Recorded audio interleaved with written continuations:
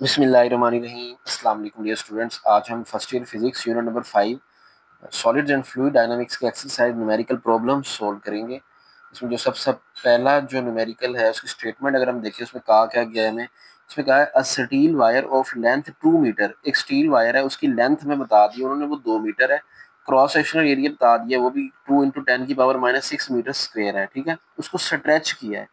Stretch किया by force of 400 Newton, 400 Newton force लगा के उसको हमने स्ट्रेच कर दिया। यंग मॉडुलस वायर का कितना है वो भी उन्होंने बता दिया, 2 × 10⁻11 न्यूटन मीटर स्क्वायर है, न्यूटन पर मीटर स्क्वायर है।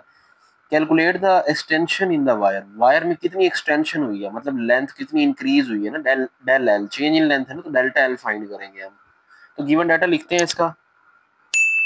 तो वायर की जो लेंथ हमें दी है उन्होंने वो दिया 2 मीटर। तो लेंथ ऑफ वायर को एल से रिप्रेजेंट करते हैं, वो हमें दिया उन्होंने 2 मीटर। एरिया ऑफ क्रॉस सेक्शन जो वायर का दिया है वो बनता है 2 × 10⁻⁻⁶ मीटर स्क्वायर।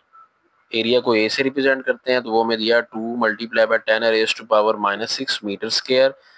और स्ट्रेचिंग फोर्स जो उस पर लगाई है वो कितनी फोर्स लगाई है, 400 न्यूटन फोर्स से उसको हमने स्ट्रेच किया है। और यंग्स मॉडुलस भी उन्होंने वायर का बता दिया, 2 × 10⁻11 आ रहा है जी, 11 है।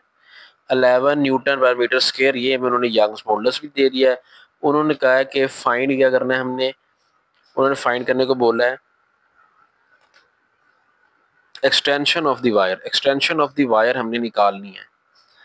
एक्सटेंशन डेल एल से रिप्रेजेंट करेंगे इसको, डेल एल ये आपने फाइंड आउट करनी है। ठीक है, तो अगर आप गौर करें ना, ये सारा फार्मूला यंग्स मॉडुलस का बनता है। यहाँ पे ना ये यंग्स मॉडुलस वाला फार्मूला लगेगा और ये न्यूमेरिकल सॉल्व हो जाएगा। तो यहाँ पे फार्मूला लिखेंगे, यूजिंग फार्मूला लिख लिया करें, या वी नो दैट जो आपको मुनासिब लगे आप लिख सकते हैं। यूजिंग फार्मूला, यंग मॉडुलस वाला क्या फार्मूला होता है, यंग मॉडुलस का फार्मूला होता है स्ट्रेस ओवर स्ट्रेन। आपको रिमाइंड करवा दूं कि स्ट्रेस ओवर स्ट्रेन होता है। ठीक है, स्ट्रेस होती है एफ ओवर ए और स्ट्रेन होती है del L change in length divided by original length. ठीक है, तो अब आप इसको सॉल्व करवा लें, सिंप्लीफाई करके वैल्यू निकाल लेते हैं हम इसकी।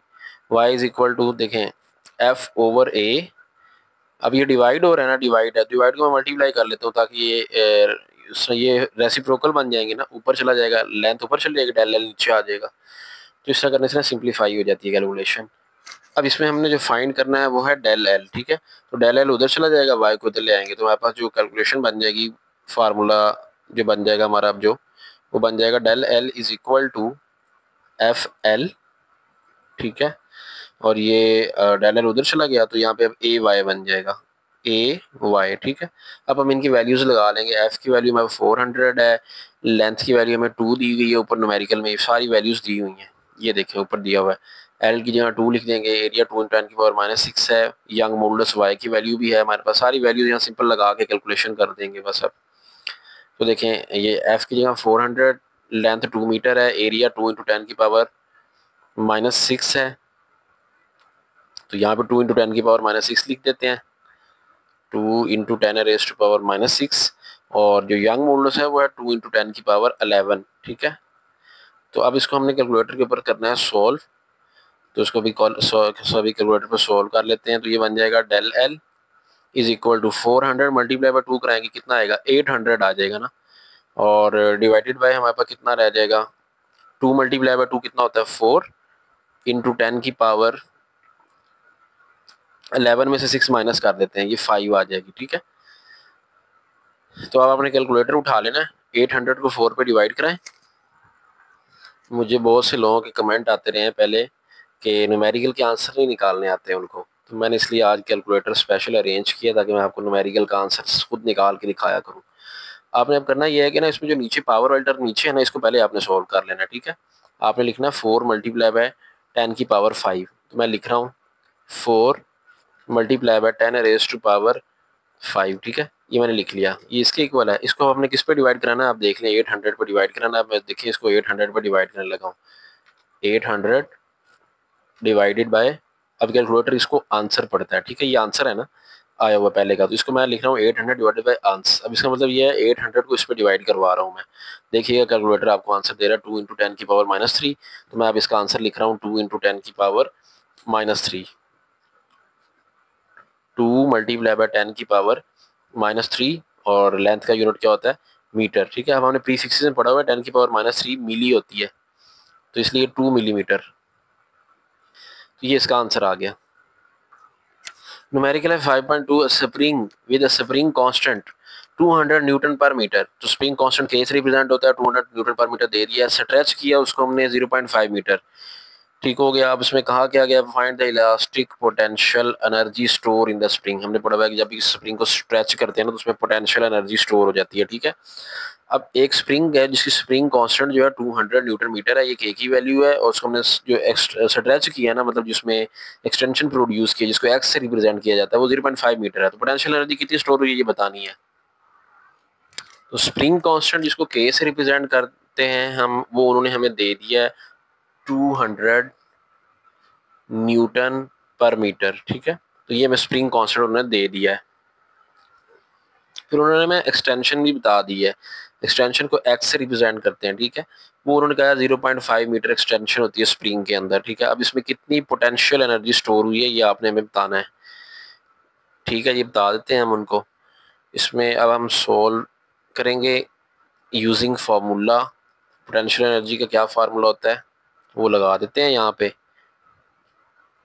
तो पोटेंशियल एनर्जी का फार्मूला होता है, इलास्टिक पोटेंशियल एनर्जी है ना यहाँ पे, वो होता है 1/2 के एक्स स्क्वायर। ठीक है, तो पोटेंशियल एनर्जी फाइंड करनी है, 1/2 एज इट इज लिखें, के की जगह 200 उन्होंने हमें खुद दे दिया है, और 0.5 है एक्सटेंशन, और उसके ऊपर स्क्वायर भी है। अब आपने कैलकुलेटर उठा के इसको करना है सोल्व। तो लीजिए मैं सॉल्व कर रहा हूँ कैलकुलेटर के ऊपर। 0.5 का स्क्वायर सबसे पहले ले लेते हैं। ले जी 0.5 का स्क्वायर ले लिया मैंने। ठीक है, ये आ गया, इसको 200 से मल्टीप्लाई करा रहा हूँ, मल्टीप्लाई बाय 200 हो गया। ठीक है, अब इसको 2 पे डिवाइड करा रहा हूँ, डिवाइडेड बाय 2 25 आ रहा है, तो 25 जॉल इसका आंसर लिख दें। तो पोटेंशियल एनर्जी आ गई 25 जॉल। ले जी, 2 न्यूमेरिकल हुए हमारे कंप्लीट। तीसरे न्यूमेरिकल पे चलते हैं। तीसरा न्यूमेरिकल स्टेटमेंट देखिए, कॉपर वायर है, लेंथ 3 मीटर दे दी है, एरिया ऑफ क्रॉस सेक्शन दे दिया 1 × 10 की power -6 metre square, subjected to a force of 500 newton, उसमें 500 न्यूटन की फोर्स लग रही है। Calculate stress and strain produce in the wire.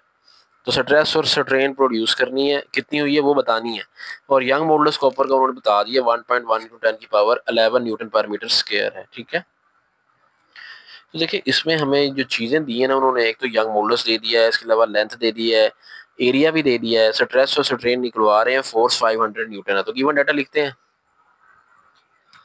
तो लेंथ हमें दे दी गई है, लेंथ को कैपिटल एल से रिप्रेजेंट करते हैं, तो यहाँ पे वो 3 मीटर दी है। एरिया उन्होंने हमें दे दिया है, वायर का एरिया दिया है 1 × 10 की पावर -6।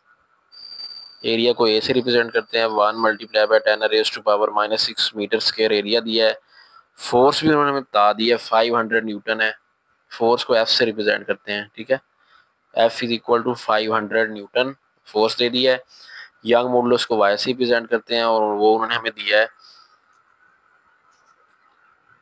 वायर का जो यंग मॉडुलस भी दिया 1.1 × 10 की पावर 11 न्यूटन पर मीटर स्क्वायर दिया हुआ। ठीक है, और जो स्ट्रेस है जिसको सिग्मा से रिप्रेजेंट करते हैं वो हमने फाइंड करना है। इसके अलावा स्ट्रेन, स्ट्रेन भी फाइंड करनी है। स्ट्रेन को जो सिंबल होता है ना यूज़ किया तो एप्सिलॉन होता है, तो ये हमने फाइंड करनी है चीज़ें। ठीक है, सॉल्यूशन की हेडिंग देते हैं। सबसे पहले स्ट्रेस है, तो स्ट्रेस ही फाइंड करते हैं यूजिंग फार्मूला। फार्मूला यूज करते हैं स्ट्रेस का। स्ट्रेस बराबर होता है F/A, force per unit area. Force भी दिया हुआ है, एरिया भी दिया हुआ है। तो स्ट्रेस सिग्मा से रिप्रेजेंट हो रही है, तो F/A वैल्यूज लगा देते हैं इनकी। F 500 और एरिया 1 × 10⁻⁻⁻6 है। ठीक है, तो इसको कैलकुलेटर पे अब सोल्व करवा लेते हैं, तो हमारे पास स्ट्रेस आ जाएगी, स्ट्रेस की वैल्यू आ जाएगी हमारे पास। अब ये देखें 500 है, तो मैं इसको यूँ लिखूंगा 500 मल्टीप्लाई बाय 10 की पावर, देखिए -6 है ना, ऊपर जाके 10 की पावर +6 बन जाएगा ना, तो मैं इसको 10 की पावर 6 से मल्टीप्लाई करा रहा हूँ। 10 की पावर -6 ऊपर जाकर 10 की पावर +6 बन गई है ना, तो ये multiply by 10 raise to power 6 मैं लिख रहा हूँ।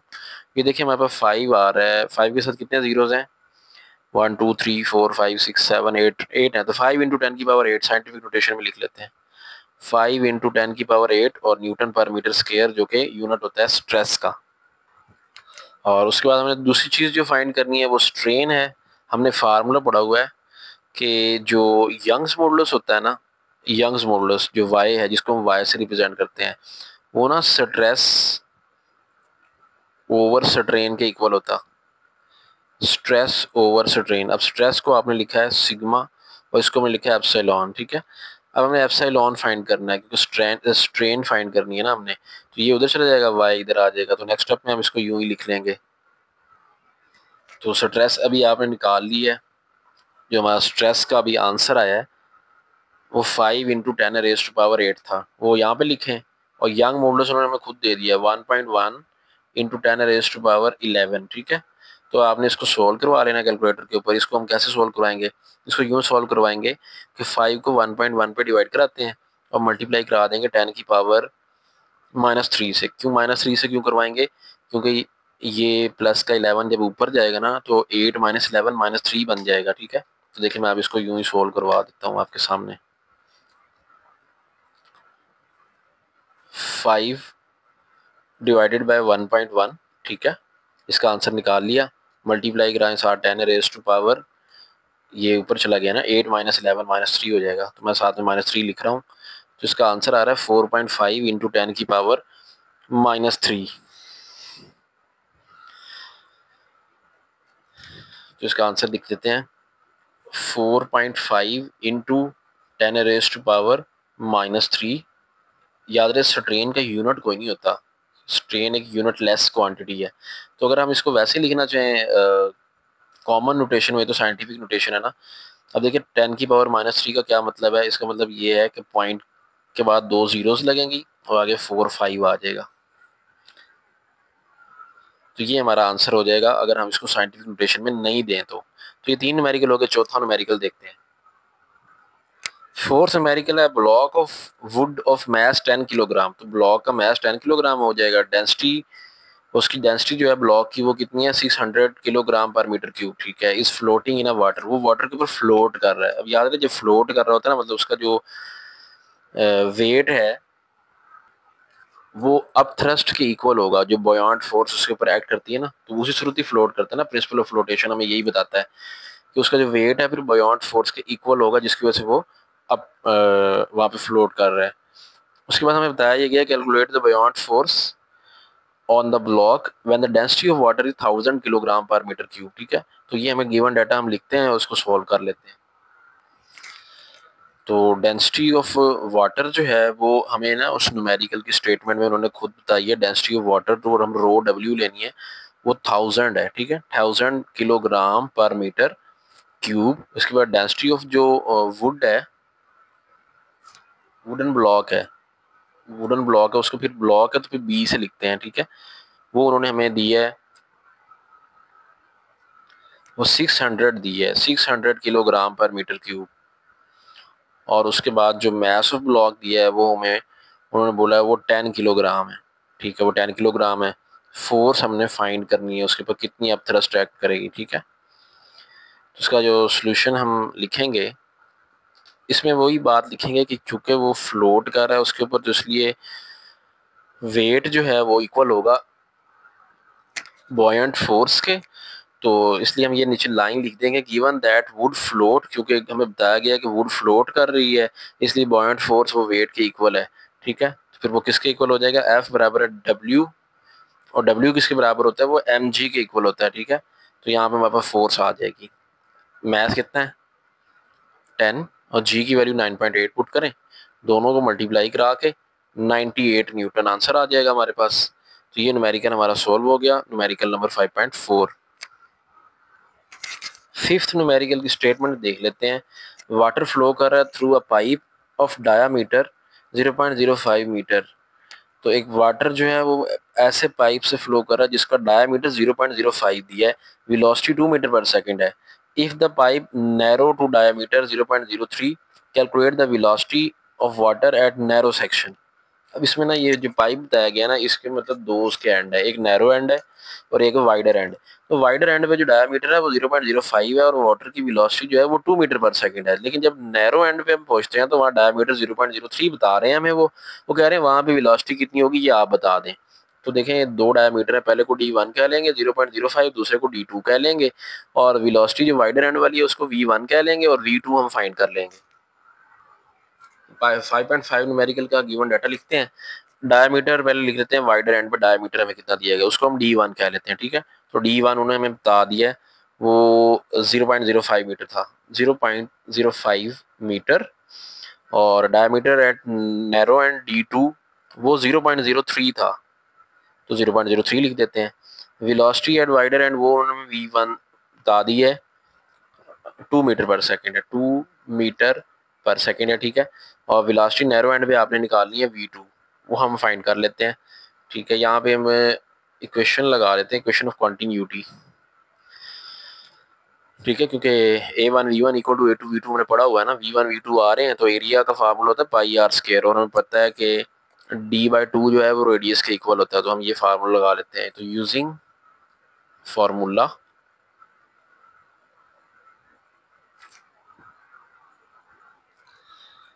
A1 V1 equal to A2 V2, ठीक है। अब area pi r square, formula area का लगा देते हैं पाई आर स्क्वायर।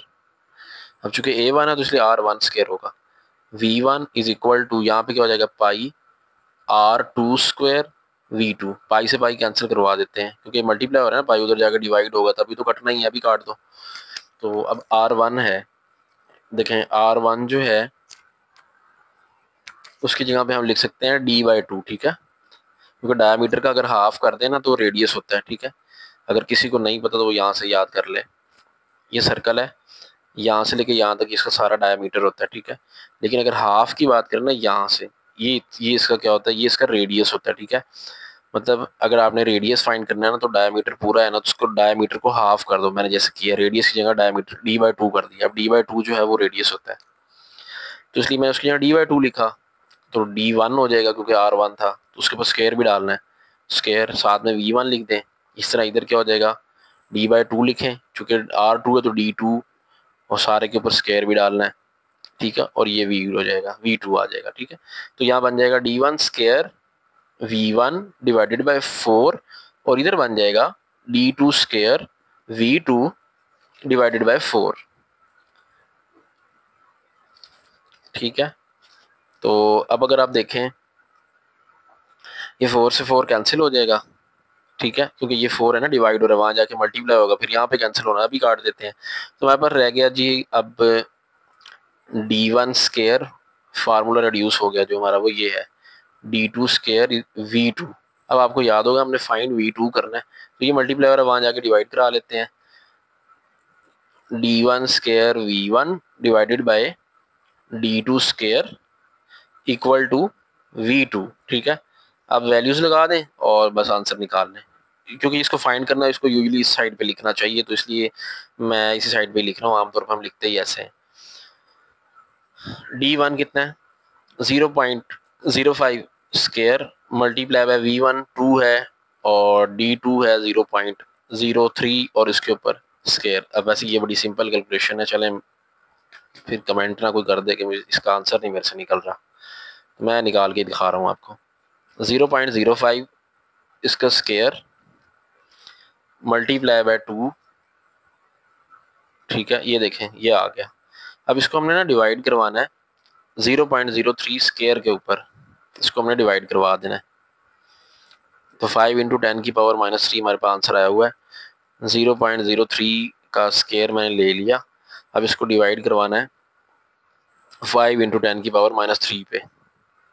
तो देखिए 5 multiply by 10 raise to power -3 divided by, इसको अब कैलकुलेटर क्या पड़ता है अंश, तो मैं इसको अंश लिख रहा हूँ, तो डिवाइडेड बाय अंश करेंगे, अब ये दोनों डिवाइड हो जाएंगे, ठीक है। तो देखिए आंसर कितना आ रहा है 5.555555, तो मतलब ये 5.5 है, राउंड ऑफ करके जैसे लिखना है इसको अब लिख लें। तो V2 आ जाएगा 5, मेरे ख्याल वहाँ पे 5.56 वो राउंड ऑफ करके उन्होंने बना लिया, तो आप जैसे मर्जी से 5.55 ही लिख दें, वो इशू कोई नहीं है। तो मैं 5.56 कर देता हूँ, चलें, मीटर पर सेकंड, और ये इसका यूनिट है ना, मीटर पर सेकंड।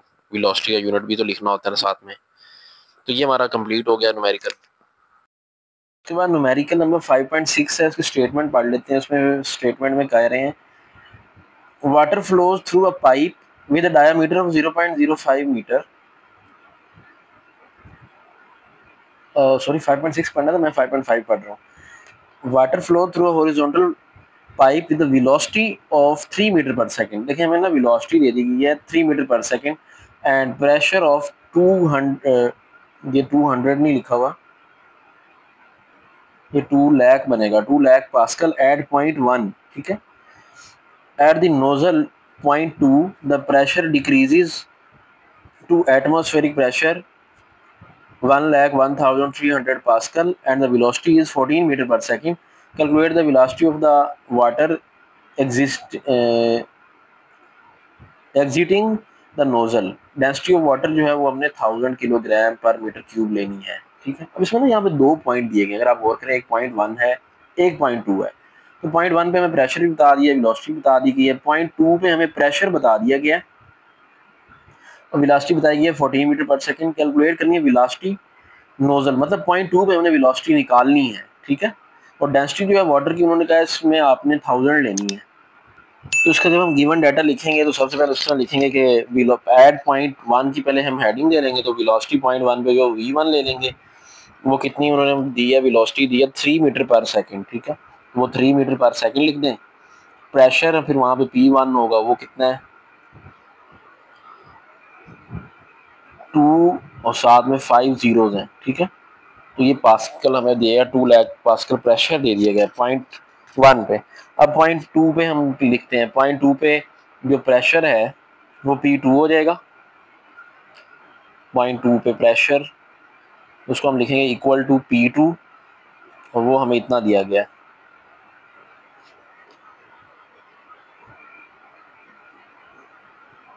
और उन्होंने कहा है कि ना 0.2 पे वेलोसिटी भी निकालनी है, आपने वेलोसिटी निकालनी है एट 0.2, V2 हमने फाइंड करना है। जबकि हमें डेंसिटी वाटर की उन्होंने कहा है कि आपने 1000 लेनी है, डेंसिटी वाटर होती भी इतनी है, तो डेंसिटी को रो से रिप्रेजेंट करते हैं, वो उन्होंने कहा 1000 किलोग्राम पर मीटर क्यूब है, ठीक है। चलें जी, अब इसको हम सॉल्व करते हैं। अगर आप देखें ना जो हमारा गिवन डाटा है इसमें P1 भी आ रहा है, V1 भी आ रहा है, डेंसिटी भी आ रही है। तो देखिए हमें हिंट मिल रहा है कि ये जो है ना equation of Bernoulli's equation P1 plus half rho v square plus rho g h, ठीक है। तो हम यहाँ पे ना वो लगा सकते हैं, लेकिन इसमें एक बात है कि चूंकि पाइप हॉरिजॉन्टल पाइप है ना, हॉरिजॉन्टल पाइप में हमने पढ़ा हुआ है कि हाइट जो है वो दोनों एंड पे सेम होती है, तो हाइट वाला फैक्टर हमारा इग्नोर हो जाएगा। तो बर्नौलीज इक्वेशन हम यूज कर लेंगे, P1 plus half rho v one square plus rho g h one is equal to P2 plus half rho v two square plus rho g h two, ठीक है। चूंकि horizontal pipe है, horizontal pipe के लिए हमने जब venturi relation drive किया था वहाँ भी हमने देखा था कि हाइट वाला जो फैक्टर है ना वो खत्म हो जाता है, क्योंकि हाइट H1 और H2 बराबर होती है दोनों एंड्स पे। तो इसलिए जब आप यहाँ H पुट करेंगे, यहाँ भी H पुट करेंगे ना, तो ये भी रो जी एच बन जाएगा, ये भी रो जी एच बन जाएगा, ये रो जी एच इधर आके प्लस का माइनस होगा, तो इससे खत्म हो जाएगा। तो हम इसको अभी खत्म कर देते होते हैं। हमारी जो इक्वेशन रिड्यूस होकर रह जाएगी ना, वो ये होगी P1 plus half rho V1 square, और इधर हमारे पास हो जाएगा P2 प्लस हाफ रो V2 स्क्वायर, ठीक है। अब ये प्लस का है, P2 इधर आके माइनस हो जाएगा, तो हमारे पास बन जाएगा P1 minus P2 plus half rho V1 square is equal to 1/2 rho V2 square, ठीक है। अब हम यहाँ पे थोड़ी सी सब्स्टिट्यूशन वगैरह करते हैं, सेटिंग करते हैं, इनकी फिर वैल्यूज लगाएंगे, तो आंसर हमारे पास आ जाएगा। हमने देखिए फाइंड क्या करना है, हमने जो फाइंड करना है ना वो यहाँ पे पड़ा हुआ है, हमारा V2 स्क्वायर है। सबसे पहले तो ये 2 है, ये डिवाइड हो रहा है, उधर जाके मल्टीप्लाई कराए, तो नेक्स्ट स्टेप में क्या होगा, ये 2 उधर जाके मल्टीप्लाई करा रहा हूँ दोनों टर्म के साथ, 2 into P1 minus P2 plus 2 into 1/2 रो V1 स्क्वायर और इधर हमारे पास देखें क्या रह जाएगा, इधर रह जाएगा रो वी टू स्क्वायर अब रह जाएगा। अब देखें ये वाला टू खत्म हो जाएगा। अब ये रो डिवाइड हो रहा है तो रो डेंसिटी मल्टीप्लाई हो रही है, उधर जाके डिवाइड हो जाएगी, तो ये इधर आके डिवाइड हो जाएगा, ये बन जाएगा इधर 2/रो into P1 minus P2 plus अब देखें ये जो रो डेंसिटी है इधर भी डिवाइड होनी है, इधर भी डिवाइड होनी है, ठीक है। तो इधर बन जाएगा रो V1 स्क्वायर डिवाइडेड बाय रो, और इधर हमारे पास सिर्फ रह गया V2 स्क्वायर जो हम फाइंड करना चाहते हैं। इस रो से रो को कैंसिल किया, हमारे पास V2 स्क्वायर आ गया। क्योंकि जो चीज़ फाइंड करनी है वो यूजली हम इस तरफ ही लिखते हैं, तो हम इसलिए अभी से इसको इस तरफ लिख लेते हैं। तो V2 स्क्वायर हमारे पास आ जाएगा, फार्मूला जो हमारा बन रहा है वो है 2/रो इंटू P1 माइनस P2, ठीक है, प्लस V1 स्क्वायर। चलें जी, अब आपने क्या करना है, इनकी वैल्यूज़ पुट करनी है। 2 डिवाइडेड बाय डेंसिटी की वैल्यू कितनी है 1000, ठीक है, multiply by P1 minus P2 कितना है, P1 हमारे पास है ये और P2 जो है वो हमारे पास ये है। वैल्यूज़ लिख दी उनकी, ये गिवन डाटा में सारा कुछ दिया हुआ, मैं खुद से कुछ नहीं लिख रहा। आगे ये ऊपर दिया भी हुआ, आप खुद भी देख सकते हैं, बल्कि वो पिछले पेज पे था वो गुजर गया। चलें कोई बात नहीं, बहरहाल ये गिवन डाटा में है। बाकी V1 हमें दे दिया वो 3 है, तो 3 के ऊपर क्या आ जाएगा स्क्वायर। अब हमने करनी है कैलकुलेशन, ठीक है, इसको इसमें से माइनस कराएंगे, 2 से मल्टीप्लाई कराएंगे, 1000 पे डिवाइड कराएंगे, जो आंसर आएगा उसमें 9 प्लस करवा के यहाँ लिखेंगे, वो V2 स्क्वायर आ जाएगा। लेकिन हमें V2 स्क्वायर नहीं, हमें V2 चाहिए, तो फिर बाद में स्क्वायर रूट की तरफ जाएंगे। जी कैलकुलेशन अब होने लगी है। देखें सबसे पहले इन दो को कराएं माइनस, ये मैं कैलकुलेटर पे पुट कर रहा हूँ वैल्यूज़, माइनस करना है इसको 101325, ठीक है, ये माइनस हुआ तो उसका ये आंसर आया। इसको अब 2 से करा देते हैं मल्टीप्लाई, तो मल्टीप्लाई पे देखें मैं 2 लिख रहा हूँ, ठीक है, ये आ गया आंसर। उसको 1000 से डिवाइड कराना है, ये 1000 से डिवाइड करा दिया। अब इसमें 3 का स्क्वायर होता है प्लस वो कर देंगे, 3 का स्क्वायर 9 होता है ना, प्लस 9 कर रहे हैं, प्लस 9, तो ये देखिए कितना आ गया 206.35, तो ये हमारे पास आ गया 206.35 हमने लिख दिया। अब दोनों तरफ स्क्वायर रूट लेना पड़ेगा क्योंकि हमें V2 फाइंड करना है ना, इधर भी स्क्वायर रूट और इधर भी स्क्वायर रूट, ठीक है, इधर जो रूट स्क्वायर कैंसिल करवाए ना, तो V2 इज इक्वल टू, अब इसका स्क्वायर रूट लेने लगे हैं। ये देखिए आंसर हमारे पास आया ही हुआ है, बस यहाँ पे स्क्वायर रूट किधर है, इसको दबाएं, ये चूँकि आंसर है कैलकुलेटर इसको आंसर पड़ेगा, तो उसको स्क्वायर रूट आंसर कर देंगे, हमारे आंसर आ जाएगा 14.3 मीटर पर सेकेंड, 14.3 मीटर पर सेकेंड, ठीक है। तो ये इस न्यूमेरिकल का आंसर होगा। अगर हम इस न्यूमेरिकल का गिवन डाटा देखें ना, तो उसने इसना न्यूमेरिकल के अंदर इसका आंसर खुद भी बता दिया था कि पॉइंट 1 पे जो प्रेशर था वो इतना था, तो स्पीड 3 मीटर पर सेकंड थी। फिर प्रेशर डिक्रीज़ हुआ, तो हमने पढ़ा हुआ जहाँ प्रेशर डिक्रीज़ हो स्पीड ऑफ फ्लूइड ज़्यादा हो जाती है। तो प्रेशर जब हमारा यहाँ 2 लाख से ये 1,1300 पास्कल हुआ था ना, तो स्पीड उन्होंने कहा था कि ना 14 मीटर पर सेकंड हो गई है, लेकिन हमने निकाल के दिखानी थी, तो हमने निकाल के दिखाई, वाकई आंसर 14 ही आया, ठीक है ना। जब प्रेशर जब डिक्रीज हुआ था ना तो स्पीड बढ़नी थी, तो 3 से देखिए 14 हो गई है। उसके बाद नेक्स्ट न्यूमेरिकल की स्टेटमेंट है 5.7 न्यूमेरिकल है। अ टैंक है फिल किया गया वाटर के साथ, has a holes at a depth of 5 metre, उसकी 5 मीटर डेप्थ पे एक होल है। From the water surface calculate the velocity of the water flowing through the holes. अब देखें ये जो न्यूमेरिकल है ना, इसकी स्टेटमेंट देखते साथ ही आपको पता चल जाना चाहिए कि यहाँ पे ना कौन सा फार्मूला लगेगा और ये किस न्यूमेरिकल की जो स्टेटमेंट है हमें किस टॉपिक की तरफ जो है वो हिंट दे रही है। हमने ऐसा एक टॉपिक पढ़ा था जिसमें होल्स थे, वाटर बाहर निकलता था, एक बड़ा टैंक था, वो कौन सा था, वो था टोरिशेलिस थ्योरम। ये देखें ये इस तरह वाटर टैंक था, इसके अंदर होल से वाटर बाहर आ रहा था, तो ये वही उसी तरह का न्यूमेरिकल है, सेम वही चीज़ है। एक वाटर का टैंक उन्होंने कहा है, उसमें यहाँ पे कहीं होल है, होल से कितनी वेलोसिटी से वाटर बाहर आएगा वो फाइंड करें, और कितनी वो हाइट पे होल है वो भी उन्होंने बताया। जो डेप्थ है ना वो उन्होंने कहा है कि एच कोई डेप्थ है उस पर होल है, तो देखिए उसकी जो डेप्थ होती है ना उसको हम H1 माइनस H2 के इक्वल लिखते होते हैं, ठीक है। तो H1 माइनस H2 हमें उन्होंने दे दिया 5 मीटर।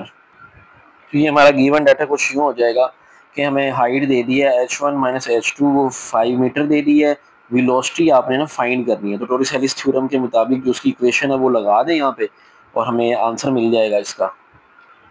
टोरिसेलिस थ्योरम की जो इक्वेशन है v is equal to 2g h1 minus h2 और उसके ऊपर क्या होता है स्क्वायर रूट, ठीक है, ये हमने पढ़ा था फार्मूला। तो हमारे देखें यहाँ पे स्पीड आ जाएगी 2g की जगह 9.8 पुट करें, h1 माइनस h2 5 है, यहाँ 5 पुट करें, इसके ऊपर स्क्वायर रूट डाल दें। अब इसको कैलकुलेटर पर सॉल्व कर लेते हैं। तो 2 मल्टीप्लाई बाय 9.8 मल्टीप्लाई बाय 5, ठीक है, उसका आप स्क्वायर रूट ले लेते हैं। तो 9.8 आ गया, तो वेलोसिटी की वैल्यू आ गई 9.8 मीटर पर सेकंड, ठीक है। तो ये हमारा सेकंड लास्ट वाला न्यूमेरिकल भी सोल्व हो गया। अब एक न्यूमेरिकल रह गया। न्यूमेरिकल चैप्टर की देखें आप कितने आसान है। लास्ट न्यूमेरिकल की स्टेटमेंट में हमें कहा जा रहा है कैलकुलेट द टर्मिनल वेलोसिटी। तो ये तो पता चल गया हमें टर्मिनल वेलोसिटी कैलकुलेट करनी है एक स्फेरिकल रेन ड्रॉप की जिसका रेडियस 0.5 मिलीमीटर है और फॉल कर रहा है थ्रू एयर, और एयर की विस्कोसिटी उन्होंने हमें दे दी है 19 × 10⁻⁻6 किलोग्राम पर मीटर पर सेकंड है। डेंसिटी ऑफ वाटर भी हमें दे दी है, वो 1000 किलोग्राम पर मीटर क्यूब है, ठीक है। तो हमें गिवन डाटा है, तो हमें एयर की विस्कोसिटी बताई है, वाटर की डेंसिटी बताई है, रेडियस बताया स्फेरिकल ड्रॉप का।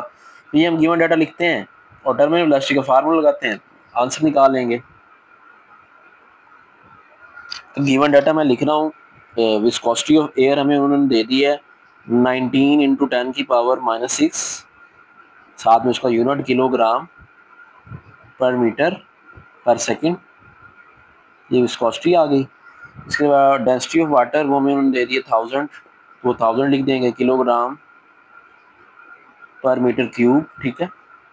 उसके बाद जो रेडियस ऑफ रेन ड्रॉप, तो रेडियस ऑफ रेन ड्रॉप वो भी उन्होंने बता दिया 0.5 मिलीमीटर है, तो ये रेडियस आ गया।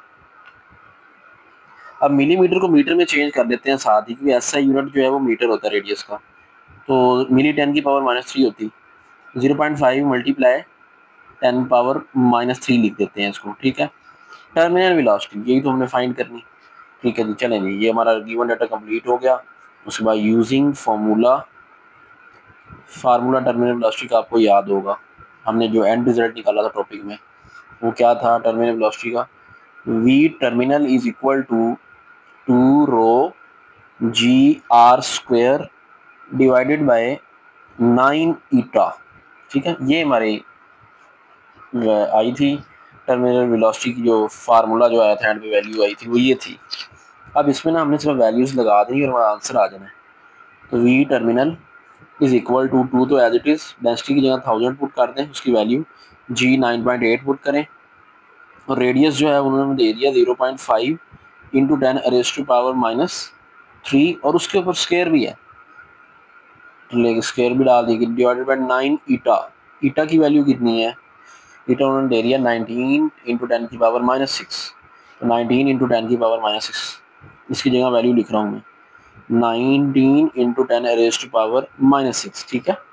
अब हमने निकालना है इसका आंसर, ठीक है। तो वी टर्मिनल कितना आ जाएगा। अब आपने करना क्या है, आपने इसको ना पहले यूँ सॉल्व करना है। देखिए 2 को मल्टीप्लाई कराएं 1000 से और फिर उसको मल्टीप्लाई कराएंगे 9.8 से। सबसे पहले ना इसको देखो 2 मल्टीप्लाई बाय 1000, मैं इसको 2000 कर रहा हूँ, ठीक है। इसको मैं ज़रा आसान करके सॉल्व करता हूँ ताकि आपको समझ आए सॉल्व कैसे करें। 9.8, अब देखें ये 0.5 का स्क्वायर ले लेते हैं कैलकुलेटर पे पहले। 0.5 का स्क्वायर कितना आता है, ये तो 10⁻⁻6 बन जाएगा ना। 0.5 इसका स्क्वायर ये 0.25 आ गया। देखें 0.25 मल्टीप्लाई बाय 10 की पावर कितना हो जाएगा -6, 3 2 6 होता है ना, और डिवाइडेड बाय हमारे पास क्या है, हमारे पास है 19 मल्टीप्लाई बाय 9। अब 19 को 9 से अगर आप मल्टीप्लाई कराएं देखिए 171 आएगा, 171 मल्टीप्लाई बाय 10⁻⁻6, ठीक है। अब आपने इसको सॉल्व करना है। कैसे सॉल्व करना है, आपने करना ये है कि 2000 को मल्टीप्लाई कराएं 9.8 से, इसको मल्टीप्लाई कराएं 0.25 से और उसको डिवाइड करवाएं 171 पे, ठीक है। जो आंसर आएगा ना, अब देखो ये -6 है, ऊपर जाके +6 हो जाएगा, ये समझिए ये खत्म हो जाएगा, इसको अभी काट देते हैं, यहीं पे काट देते हैं। अब हमने सिर्फ इनको मल्टीप्लाई करा के डिवाइड कराना है। तो ये देखें आपके सामने मल्टीप्लाई हो रहा है 2000 मल्टीप्लाई बाय 9.8 मल्टीप्लाई बाय 0.25, ठीक है। और इसको 171 पे डिवाइड भी करवाना है, 171 पे डिवाइड भी करवा देते हैं। वहाँ पर 28.65 और वेलोसिटी का यूनिट क्या होता है, टर्मिनल वेलोसिटी भी, या वेलोसिटी तो है ना, मीटर पर सेकंड होता है इसका यूनिट, तो ये इसका यूनिट आ जाएगा। नहीं जी, लास्ट वाला न्यूमेरिकल था, न्यूमेरिकल सारे कंप्लीट हो गए। उम्मीद है कि न्यूमेरिकल आपको समझ आ गए होंगे, बहुत अच्छे से समझ आ गए होंगे। वीडियो को लाइक करें, चैनल को सब्सक्राइब करें, वीडियो को शेयर करें। मिलते हैं नेक्स्ट वीडियो में, अपना ख्याल रखिएगा। अल्लाह हाफिज़।